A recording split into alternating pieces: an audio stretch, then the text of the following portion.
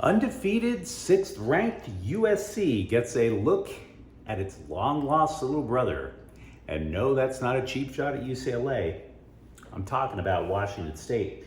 Hi, I'm James of Faithful Angelino Sports with a Week 6 preview of Saturday's USC game against the Cougars. Now, if you enjoy the content about the Trojans, don't forget to subscribe to the channel. We do talk USC football here. So I want to talk to you a little bit about Washington State. There is a reason I think of Jake Dickert's team, which by the way is 3-2, as a little brother of USC. It's because they too run the air raid offense that is modified to fit the talents of their transfer portal quarterback. And also the defense is somewhat opportunistic and they are very effective. Although while USC is effective and opportunistic in terms of turnovers, Washington State is opportunistic in terms of tackles for loss. The Cougars may not be the biggest threat that USC will face, but if the Trojans get caught looking ahead to Utah next week, Washington State can bite them in the ass. So what I want to do is take a moment and consider the extent of the threat, starting with Washington State's defense. Now the Cougars run a 4-2-5 alignment.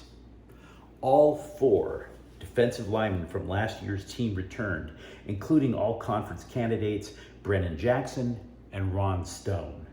Now, if you manage to avoid this experienced and very competent defensive line, linebacker Dejan Henley, I'm very poor with first names sometimes. He can wrap you up and slam you down. Henley has 44 tackles so far this year. 44 in 5 games. 9.5 of those tackles were for loss. 4 of them were for sacks. So they can get you and they can force negative plays. But there is a flaw. The defensive backfield for the Cougars has been completely rebuilt. So if Caleb Williams gets any kind of time at all, the Trojans can make some big plays and turn this into a runaway quickly. The question is, will he get that time? USC is thin on offensive line, and we already know from last week's game, guard Justin Dedich left the game with an injury, and we do not know yet if he's playing. If the line holds up, to repeat, this game can be a runaway. But running back Travis Dye has been sounding the alarm that the Trojans have not been paying attention to detail lately. That cost them almost a victory up in Corvallis 2 weeks ago against Oregon State. They clearly were not firing off on all cylinders against Arizona State last week. Now, meanwhile, in the Cougars offense, what they've done is they've brought back the air raid. They spent the 2 prior seasons running a run and shoot offense. Now, we've seen lots of versions of the air raid. We have. We didn't particularly care that much for Graham Harrell's version when he was the offensive coordinator at USC. Of course, Cliff Kingsbury, who was considered to be a possibility as a USC coach, he goes over to the Arizona Cardinals. Lincoln Riley, the current coach, he adds power running with his air raid. They all have their different little wrinkles. What Washington State does for quarterback Cameron Ward is mix in the RPO, the run-pass option. And it's worked for Ward. He has 1,445 pass yards. That's more than Caleb Williams over at SC. Now you might be asking, how do you execute the RPO out of the air raid? Well, I've watched a little bit of film. What Washington State likes to do is they'll have Ward line up at the shotgun next to a running back. Now when the ball is snapped, Ward, the first thing he does is he's looking at an edge rusher. If the edge rusher is charging, then that means the wide receiver who was against the edge rusher is going to be open in the flat. So he dumps that ball off to the wide receiver and they start moving the chains. If, however, the edge rusher respects the receiver, then Ward hands the ball off to the running back. It's a very simple play. It's 2 choices, depending on what the edge rusher does. So if you're at USC, how do you play that?